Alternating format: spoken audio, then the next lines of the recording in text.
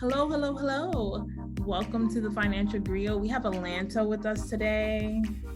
It was fun. She's finally gracing us with her presence. Obviously, she's always kind of busy, busier than we are. She is the talent here. We work at her behest. I'll be trying to toss out words. All the time. Well, Doreen hates when I toss out a lot of words all the time. She hates it. Because I was one of those kids that took the SAT prep seriously because I had no idea what it was going to be. Nobody told me what it was going to do. So I went to Barnes and Nobles, whip out the book. I went for weeks. I kept on going back. I always went to Barnes and Nobles anyways, but now I went to Barnes and Nobles to look at the SAT prep and really study up all the words. And ever since then, I used them and I realized nobody else cared after the SAT. I'm the only one that uses these words like exclusively in my community for some reason.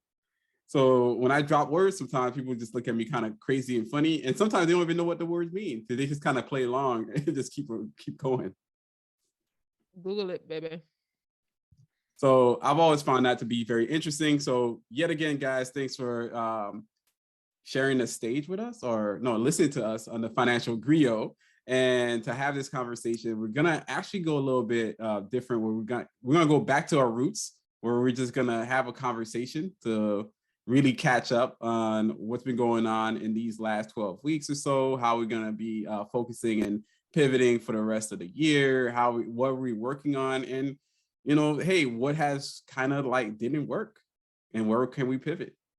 My name yet again is Lawrence Delva Gonzalez. I go by the Neighborhood Finance Guy on the interwebs, where I drop a lot of financial blog posts on my website. I know that I have over 200 blog posts available, but half of you never even read it. So, hey, it's all good. I'm not salty. I'm not mad, but I'm going to pass it over to my co-host. That feels like saltiness. That's so salty. It sounds a little salty, Law. That could be a little salty. And that's why I'm not even putting a lot of effort no more. I'll be looking at some stuff I need to post. I'm like, man, I'm going to give you half effort. You know what? LG, I think people are reading. I think that your circle of people may not be reading as you may think that they are, as other people are reading. So it's expanding its reach to others. Like they may not be, telling you, but people are reading, because I have people that hit me up and ask me about a question. I'm like, I'm not the blog writer here. So people are afraid of asking Lawrence because they think Lawrence is going to be mean to them. Yeah. Oh, yes. Your delivery, will. We talk about that all the time. Your delivery can be such. Why though? And I will be mean. You know what? That actually got me into a rant right now. It got me. Why? Why you have to be mean? You know what? It got me into a rant. Recently, this week, somebody had the nerve to respond to me because I posted about Mary J. Blige and the fact that she was doing the performance for the Super Bowl, so on and so forth. That wasn't even the question. But afterwards, I think there's somebody dropped an article about her not having over like $30,000 to give over to her ex-husband or so on and so forth. And she just couldn't really pay the rent. These are her words. This is her interview. This is not me telling the story about who she is. I'm just copying, sharing, and that's it. That's all I'm doing. And the person is like, well, I don't like the way you talked about Mary. I'm like, so is Mary paying your bills? Do you know her? Do you understand who she is? What's wrong with you people? What is wrong with you? And I'm very frank and honest about it because there is a delusion that exists between the consumer and the celebrity. They think they know the celebrity, or they're defending the celebrity as if their life depended on it. And I just looked at, and my comment back to her was laughing, like hysterically, the emoji laughing at her, because I don't care. I'm like, what's up with you? But hey, that ends my mini rant. Continue. It's gonna come back. Trust me. Someone's gonna say something like, another thing. This is why I don't like Lawrence. I don't like Lawrence. I'm gonna unfollow him right now because he doesn't like Mary J. Blige. The men don't like you. And I told you this before when we started on the podcast. They reach out to me like, I ain't feeling Lawrence. I'm like, yeah, his delivery is Hey, that's some weak ass sauce dudes. That's why you ain't dating them. That's why you ain't dating them, because that's true. So are you dating those guys? Yay or nay? Yay or nay? Nay. Hey, there it is. There it is. That should be proof enough. So, because it's about. Yeah, go ahead. Go ahead. I was gonna say men act and interact differently than women. I don't think people are too open to that ideal anymore. I guess we're moving towards this like homogenous group of people that are neither male nor female or so on and so forth, hey, if that's on you, that's on you. But in truth, men are diametrically different from women. I've seen a lot of women, their conversations are a little bit more dynamic. There's a lot more information being processed back and forth. There's a lot of emotion being shared. Whereas guys were like, yo, you all right? And the other guy looks at you like, nah, I'm cool. That's it. That's the conversation that can last like a good 10 years from now when we run into each other again. It's like, yo, everything been good? Cool. There it is. That solves like 100% of men's problems. And I think when we're being that direct or that verbose about who we really are, it can kind of like hit a lot of women differently, because it's like, oh, I never heard a guy speak, or that's because we don't really talk like you guys, or we are a lot more direct. And that's okay. And then when a guy says, oh, I don't like the way that this guy said it, I'm like, you've been hanging you've been hanging around a lot of women, haven't you? And I'll leave it at that. That was I'm not gonna take that too direct at that point, but I kind of get where you're coming from in that. But you actually alluded to a good segue in terms of Mary J. Blige and the Super Bowl. I didn't watch the Super Bowl halftime performance. I typically don't, so I'm not gonna jump into the bandwagon and start watching it now. Like I just go to sleep like a normal day, and I typically just the next day people have all these like highlights and clips, and that's how I watch it. Honestly, the last 5 or 6 years, I've been watching like award shows and stuff like that, just the highlights of things. Like I don't need to see the entire show, right? And the same thing goes for the halftime Super Bowl. And I did see where you have posted on your IG about Mary J. Blige expressing that she didn't have the alimony to pay her husband, her ex-husband at the time, who was actually her former manager for almost a decade. And she had to go back on tour, and that kind of just got a lot of people up in roar and a lot of emotions, because I do recall when they were going through that really bad breakup and this whole conversation about should women pay alimony to men. And Lovely shaking her head. You shake your head over there. Oh, you shake your head. Oh, so we're not. Oh, she bet. No. You gotta keep that thing 100%. You better pay that alimony. Let's go. So it was a lot of conversations in that, but going back to the post is that we do feel as though we know these celebrities, we know their lives, right? Mary J. Blige dropped a great documentary on her life, and almost a portion of her life she kind of suffered from a drug addiction as well as imposter syndrome. One of her first albums and went, I think, double platinum. She was still staying in the projects, so she had to go from like this normal girl, trying to navigate life and being this celebrity. She always kind of faced this imposter syndrome for so long, and anxiety and depression and drugs addiction. So there's a lot of like moving parts when it comes to Mary J. Blige's life, but it's also for us to understand that people are people, and humans face so many issues and problems. And just because they're celebrity and we think these numbers match their wealth, their real wealth, right? And in all actuality, it doesn't. Like, she had to pay $30,000 to her ex-husband. Going to Halle Berry had to pay child support to her ex for to kind of match that lifestyle difference when he get your money, kings. Get your money, kings. So it's a lot. We have to kind of separate, the celebrity status and stuff like that. Like, it doesn't matter how much money you have. How do you manage your money and in your wealth? Because to go from double plat, like this woman, when I say her collection, her body of work is incredible. The last 20 years, like I remember Mary J. Blige, all her albums when she was on P. Diddy record label, and she just have all this great, accomplishments. And to say that you don't have enough money to cover rent, that's deep, and it's a lot of stories and things we just don't know about, and we have to kind of get away from the highlights and the reels.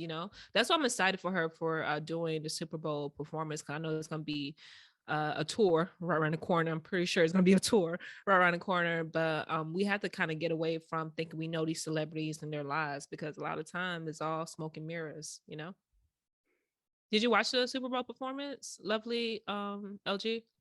No, I just saw clips of it, but I I didn't watch watch it. it. I watch it because, like you said, I'm not necessarily.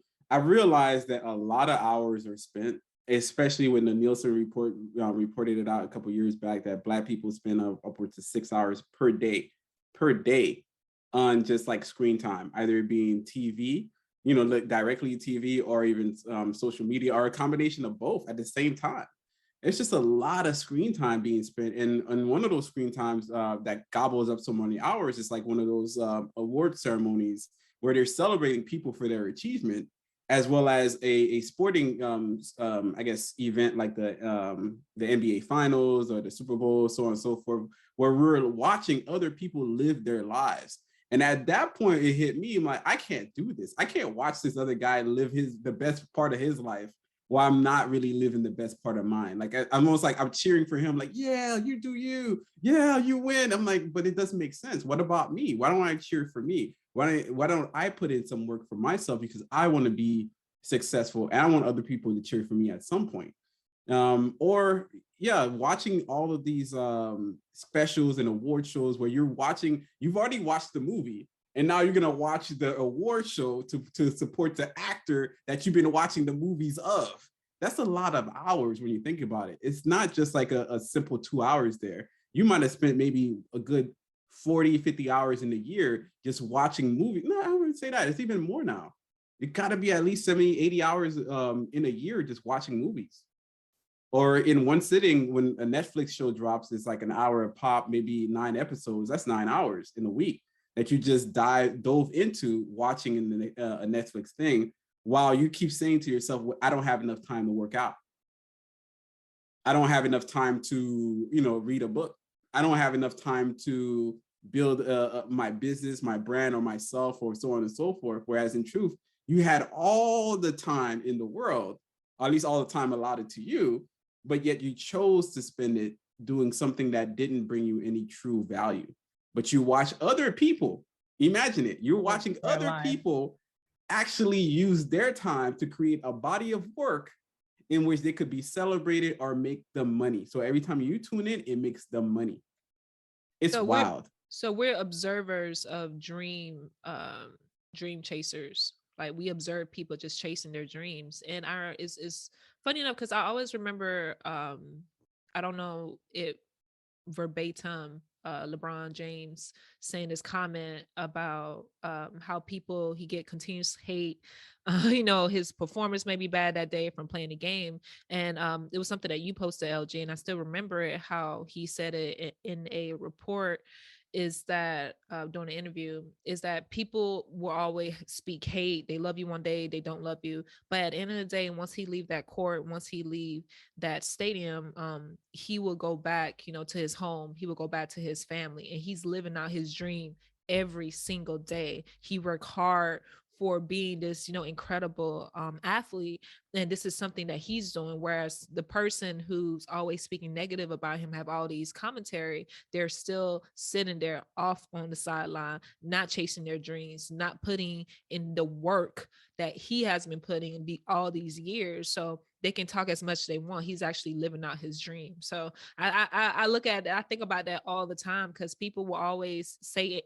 No matter what you do, they'll say, comments. But to just sit there and just comment and have all these like negative connotations about someone that you do not know, and you're just wasting time. Essentially, when you think about it, you're just wasting time just watching others live out their dreams, or just at least attempting to live out their dreams, right? And I think too, when we always have this tone about moving in silence, people are scared to move out loud, because of the negative comments that they're constantly hearing, or the narrative they created in their mind. It's because of that. But I think once we start getting that self-confidence to understand that no matter what, people will have something to say. Well, let me just attempt to try to kind of live out my dreams or try to accomplish this, because we all have 24 hours in a day, and you want to move accordingly what's best and suitable for you. Like, I don't want to sit on the sidelines. Like, you're not learning anything just watching.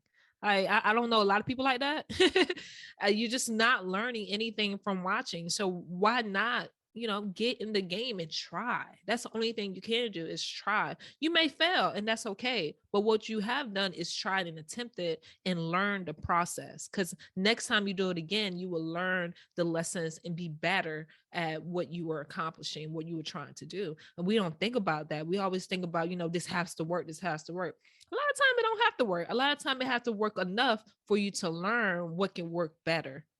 And that's something we have to kind of get out of our heads and understand that, we are here. We're trying to do the best that we can and stop watching everybody else. I don't want to watch awards. I don't watch all this. I see highlights. Like we said, the microwave, the microwave information. I see highlights and I just keep it pushing. And, sometimes we have this commentary, but I have to focus on my life. I'm tired of watching everyone else. I think that's why this year I got so into, reading about autobiographies. I'm still reading Obama, and I completed with the Issa Rae book. Is I want to hear their stories. I want to hear the lessons, and I want to read like what got them to that point. So that's what I'm really focusing on, and how can it inspire me and motivate me to push forward. But yeah, we have to get out this space, man, because it's not getting any better. I think 1,000, something that you said that when you were speaking was about how we often spend so much of the time just reviewing and looking at what others are doing that we don't get a chance to look at ourselves. And no one is not saying like never read or never do something for leisure.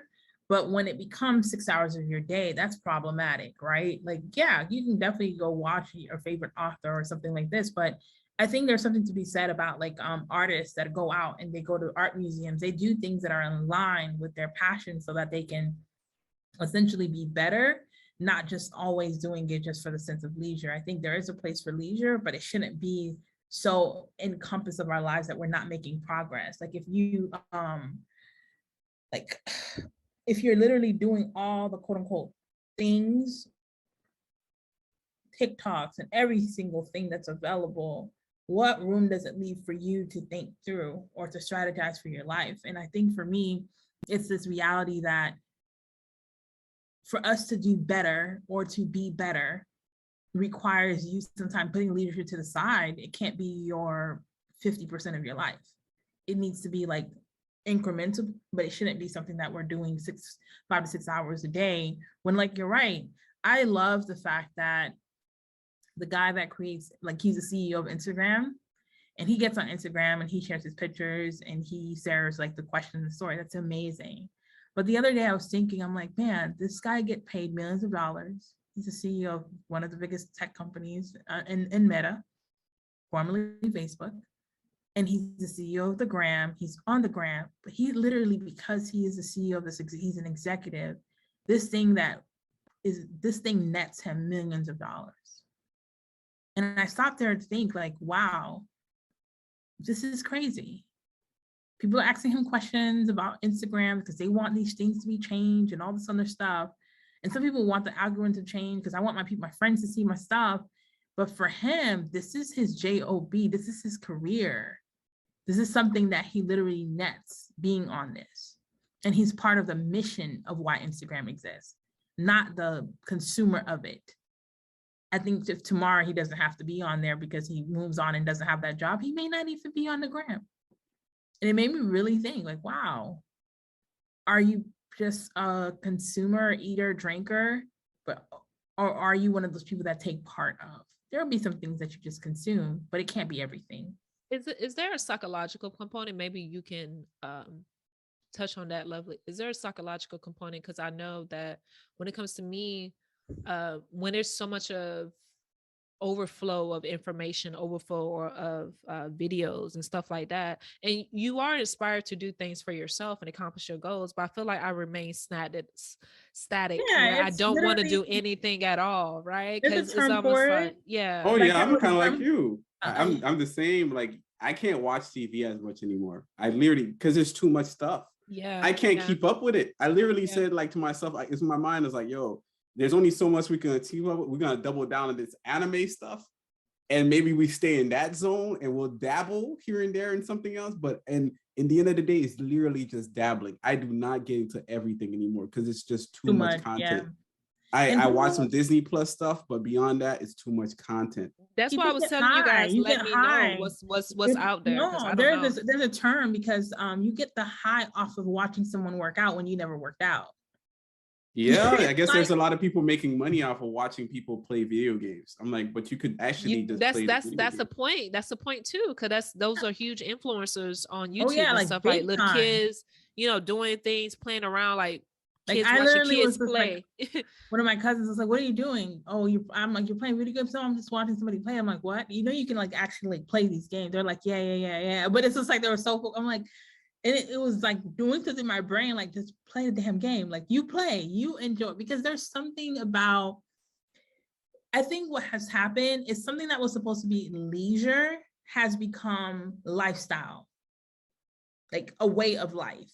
Like you're on this thing and it's going away. Like it has to go away. There has to be a new thing, because this thing that we have going on, it's not doing good for us as a society, because people have literally decided that there's this narrative being just become a creator, but then to be a creator, you have to create.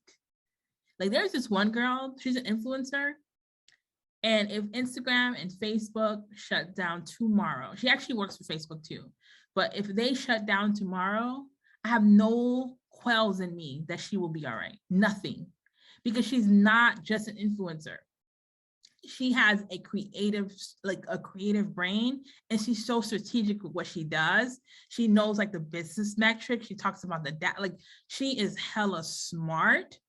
And so when she thinks about actually creating an ad, she thinks about it in multiple levels, the creative and as well the business results. That person, if tomorrow there's no Gram, there's no YouTube, she has like a viable skill. Some people, they better figure out how they're about to pivot, because they don't have a skill set beyond just aesthetic. They don't know how to make a business case for what they do. And you like, that's the part that's missing. Like you need to be able to make that case for you to actually make this more viable. Or I can't remember her last name right now. I think Jackie, but I don't remember her last name. She has like the candles. Yeah. Jackie. If tomorrow there's no YouTube, no Instagram, she'll be fine. She's validated a whole other market. Do you think Bed Bath & Beyond or Bath and Body Works are here because they're cute? They're out here banking. And she does makeup campaigns. She has her own line, and she does makeup campaigns and collab with those. Exactly. And then she has like forever mood. Yeah. She's gonna be okay. She's gonna be fine if tomorrow there's no online platform, because validating the skill beyond just the likes. She understands the business side of it. And I'm saying all this to say that people always tell me, like, you're so business. I'm like, everything's a business. You are the CEO of You Inc. You're gonna wait for your employer to make a career strategy for you? You're gonna wait until HR wants to give you a raise? Yeah. You're not figuring out how these pieces play in your role. I remember Lawrence talking about it one time where he had realized like what he was gonna net getting the managerial role wasn't even like worth it, in terms of like he was trying to go after that, and he sat down, he looked at the strategy, he saw what he was doing in the market. It's like, that doesn't even make sense. Nah, okay, I'm good where I'm at.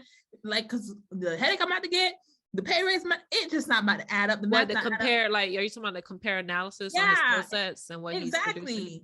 Yeah. So it's just like all these things is about strategy. But we're just letting life happen. You like letting life give you the punches. And it's like, now you better stand up and square up. You better do something. There's And a balance too. You gotta know there's a balance, because we're talking about how people watch other people do things, and like, my nieces watch other people like play games and whatever. But I will say the other totem of that, other part of that, I watch women, do especially dark skinned women do makeup, right? Because I right. want to learn the skills, and I got better at applying makeup for my skin. So I think there's a balance too, because if you want to learn something, of course you have to watch it. But the thing Right. is too, we're so overtly consumed into watching and watching and watching, and not applying what we're watching, or not It's like the 80 applying 20 what we're rule. learning. Like, Yeah. maybe it's 60-40 for somebody else, or 75-25 for somebody else, but it cannot be 75 watching.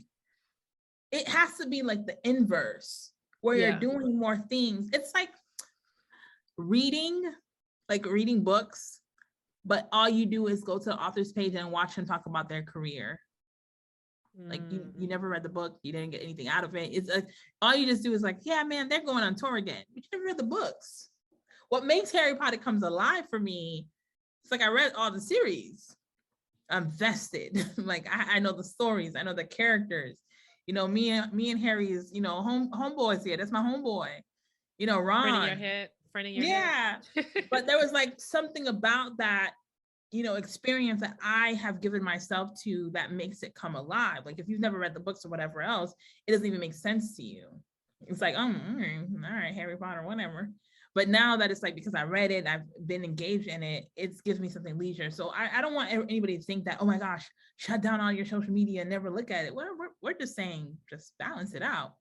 Because we're now in this point in our society that we have spent more time essentially not creating, not being. And so I think there's so much that the world is going to miss out on, because some of the most brilliant minds may never even get developed.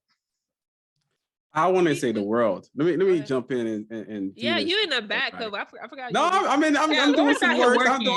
I'm trying to get this work in, whatnot. But at the same time, you guys are making a lot of great points. I think it's not necessarily the world that will be in this dire strait. It's actually just America, or at least a lot of the Western developed worlds. When you think about America, Europe, Western Europe himself, they're also struggling with the same issues, where people are basically tuning in too much into the media and screen time versus actually being engaged in producing the labor. I think that's what we're discussing. Like, people aren't engaged anymore, because it's one thing to watch, like, hey, a cooking show, but it's another thing to watch the cooking show, learn from it, and actually utilize it in, what you're doing with your next meal. That's something like instantly some people do that, but a lot of people just watch. They literally summarily watch, or their brain goes on automatic or autopilot, and they just sit there and vegetate off of this information. And all of this information is actually rendering a lot of our kids, as much as people don't want to hear it, lazy as heck. These kids are useless. When I mean you can't send them to the grocery store like by themselves, they are useless. And I know you might think your kid is perfection on the streets. They're, oh, my kid will never, blah, blah, blah, blah, blah. But if you really rank your kid based off of how they could be, or how things used to be, where they could be active, engaged, they could be resourceful, are you sure if the push come to shove, anything happen, your kid can actually make it through, can process some valuable information to really keep themselves safe? And a lot of people, if you really had that second guess, you know that your kid ain't right. If your kid can't feed themselves, like can't even cook something for them to eat for 6 hours, if you still on pass out, if you passed out, what your kid would do? If you didn't show up back from work that day, what would your kid do overnight? Not even like in the daytime, maybe overnight, just to go to sleep and wake up in the morning. What will your kid do? You have no idea, because those kids are not at the level they should be. And I think other countries like China are making adequate preparation to shift their kids away from being full-on consumers. Why? Because China recently, I guess in the last 6 months, have indoctrinated, and they did their research. They noticed that their kids were, basically being online too much, playing video games, so on and so forth. And there's like, you know what? We're going to limit the time that they can actually play video games. I think to the point where they're saying, you know what? No video games in a week. From Monday to Thursday, ain't dropping no video games. That's not how we rock it. That means you could probably play your video games at home. You might not want to tell nobody, but you're not connected online to the world anymore. You cannot do this. You just can't do it. And on Saturdays, or I think the other days that it's available for a certain amount of time block. So that means, hey, you got 3 hours to play your video game. Get your video games in, because I ain't gonna have this kind of conversation with you. I'm not gonna leave it to the parent to make this decision, because I control this country. I'm gonna put it onto you to let you know that, hey, you got 3 hours. You clock it in if you need to, but I don't need 100,000 video gamers. I need a lot of people producing. I'm gonna need people working. I'm gonna need people getting pretty much educated in all of these very technical fields, because we are competing against the world. I think because America has lost that ball, or we've given up to the parents. Hey, you parents, you make sure your kid come out right. You're going to find out a lot of kids ain't going to come out right. Some kids don't know how to type and they're 16. How you can't type and you about to go to college? I don't know. It's a good question. It's going to be a good question for the college professors when they realize those kids can't type. It's going to be a good moment there where people are going to start telling, and then the teachers tell you it's a problem. The professors tell you it's a problem. And then at some point you just push them out into society and hope for the best. And this is what we're going to, have to tackle. So in this conversation about this creative economy where people don't want to work anymore, they don't want to pull in a 9 to 5. They just want to get online, make some $35K a month on IG off of 300 followers, which ain't a real thing. But I'm pretty sure somebody's clicking on some kind of a course or whatever it is to try to be. They're not learning any fundamentals, or even like the idea of time. Like it takes time to ferment, wealth, or to ferment happiness, so on and so forth. Like it's not going to be instantaneous. People just they want the drug now. They want to put it into the vein. They want to get high up. That's it. And then next time, because it's a high, you got to be chasing the next high. You got to chase the next one and the next one and the next one. At the end of the day, you end up being a junkie that hasn't produced anything in society. But, I'm a land right now. Slide out. Junkie. That went from tyrant to communist to junkie. You spoke on so many topics. I know you were left, but I didn't. Yeah, that went like. Man, she's like to junkie. You always come back to drugs every time. Is there some alluded thing into drugs with you? I have no idea. I am very much, I guess, authoritarian. Yes, you are. I'm very draconian and Spartan-esque in my styling. That's probably why I was fine in the Marine Corps. I didn't have a lot of fighting. I didn't fight the Marines. Like I didn't fight the ideology or the system that I was in. I was just fine with it. I'm cool. Minus saluting to any random person I have no idea who they are. That's basically it. Everything else I was fine with. Other people had real issues conforming to the Marine Corps.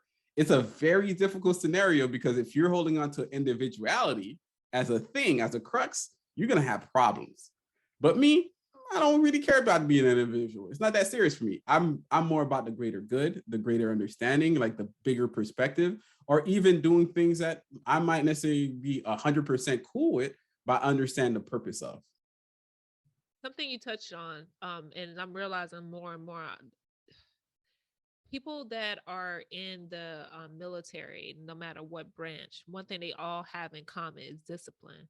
And like you was mentioning, oh heck no, don't say that. Don't wrap us all up together. Marines here we go. Marines are different, but I'm gonna let y'all slide. I'm gonna let you. I understand. I'm gonna let you cook. I'm gonna let you cook with it. But the Marines, we different from this a random army person down the street. But let's just keep going. Here we go. But no, I said what I said, army person. I know you mad, but it's okay.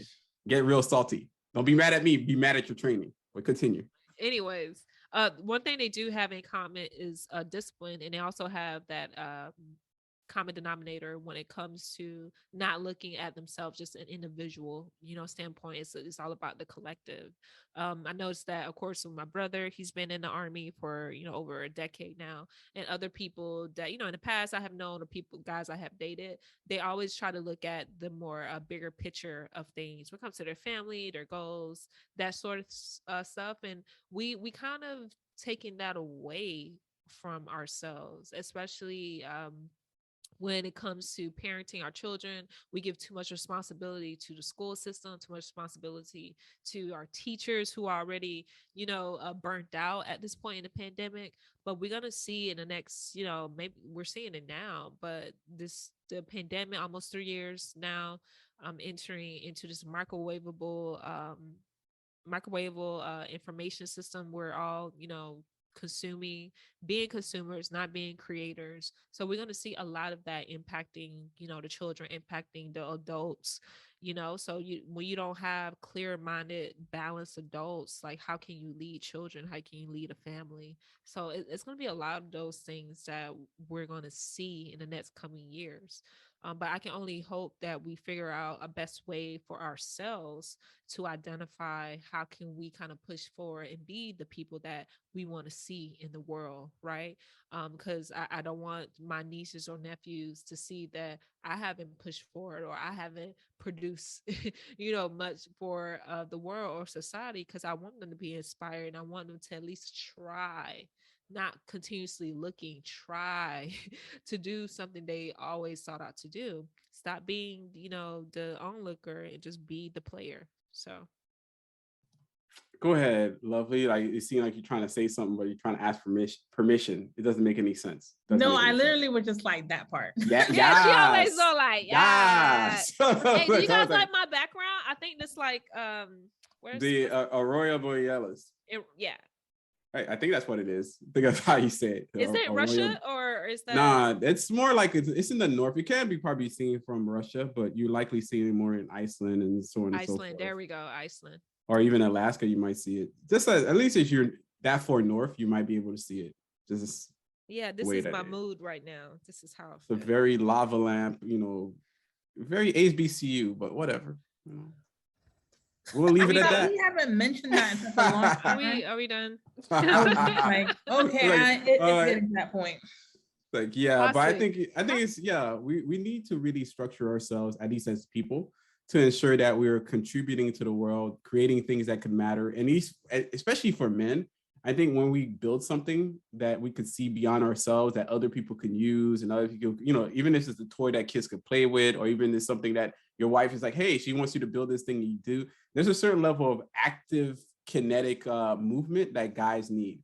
And I know I might be on the fence. I might be in the massive majority that has a minority view on this, that guys are different. And inherently, we need to have these type of interactions with the world, to very tactile interaction with our hands to make things matter. And if we don't have those things, I don't think it actually leads us to a place of very much of confidence and happiness, and versus other, maybe the other gender. I'm saying the other gender being the other genders or whatever you want to call them. But I think guys, heterosexual, masculine men, they just need something to build, something to create, something to add to the world that's going to give them value. Yeah, and having the confidence to do it too, With that being said, I think we're at the end of the episode. What do you want to leave people with about this episode, which I had no idea what it's about? I went to a lot Go of ahead. places. Okay, all right. I'm just gonna take it from the top. Like, for me, I think overall in this year, or in any year that you're going into, I want you to decide for yourself: are you just gonna be a consumer of things, watching things, buying things, and commenting on things, versus being the person that actually could get to create, to live out the dreams and live out their purpose? I think you have to make that fine line determination which person you're going to be. And from that point, take action. And I guarantee you, at least from the people that create, the creator side, it's a lot more fun than just watching somebody else. And I'll leave it at that. Absolutely. It is straight up quiet out here. I got no, because I'm looking at lovely looking at me. I'm just like, she give me a signal. She said, what are you doing right now? So like, guys, be patient with us. We're figuring this out as we go. We're in a spirit of growth. We're growing. Growth. Thank you. Figure it out. But all that to say, thank you guys again for tuning in to another episode of TFG, the Financial Griot. And we're just placing out there of, like Lauren said and Lovely have alluded to, just, there comes to a point where you just have to stop watching and just start doing. And that's just creating goals for yourself, or just getting up and taking a walk outside, not being so, much is indoors all the time. I understand it's a pandemic and I understand you're trying to remain safe, but there's so many ways you can do so. And by always contributing into yourself, investing in yourself, investing into your community. That's what we're alluding to. No judgment at all, even though Lawrence can be straight left all the time. Hey, it's okay to be judged. Like, God's gonna judge you. Right? He's like, I don't know, I want to be judged. Like, so you're gonna tell that to God too? Like, I don't want to be judged. Don't bring that up. Don't bring that up. But guys, thank you again for tuning in, and just share with a friend, or just start having these conversations. Have these conversations with yourself. If you're not ready to have conversation with others, is how can you stop being a watcher and onlooker, and how can you be a part of the game? And if you don't know the game, maybe it's a point where you should start creating your own game. And what does that actually look like? Those are sort of questions you should just start asking yourself, and just be in a place of where you are able to do things and not always looking. Stop being an onlooker. Thank you guys for tuning into the Financial Griot. You can find me, Alanta, on my IG handle, Alanta, ALAINTA _ Elson, ALCIN. Where they can find you, Miss Lovely? Hey everyone, you can find me at Lovely Mardellis. They're typically in the show page notes to spell it out. And I hope that you have a great weekend, afternoon, wherever time you listen to this, and whatever day. And it was a pleasure recording this with Alana and Lawrence. I think we were pretty nice today, so we'll go with that. Ooh, I do want to say you can find me on theneighborhoodfinanceguy.com or on IG at theneighborhoodfinanceguy. Do not misspell it, because you will not find me in whatever misspelling you're going to. On top of that, I like to say to you guys that I might have an opportunity to speak to NASA. Straight up NASA. That could be interesting. I don't know. You know, it looked like it's shaping up. Like, I'm going to do a virtual with those guys. I'm like, it's NASA. It's like, you know, elevation by separation. Let's go. Are you, on what particular topic are you going to be speaking on? Do you know? Oh, they just wanted me to talk about personal finances and stuff. So I'm going to have a good time doing what I do, you know, teaching people. And I'm gonna sink it in. I'm like, it's NASA. Like, what's up? You can put NASA symbol on the TFG. Well, yeah, neighborhood finance website. Yeah, it's like as seen on. Like, NASA is like, don't put us in that sucker. Like, hey, as seen. It's too late now. As seen, it's done. It's done. I have receipts. Be mad at me if you want to, but be mad at your dad or somebody. Peace. Thank you for listening to the Financial Griot podcast, powered by the Wealth Builders Collective.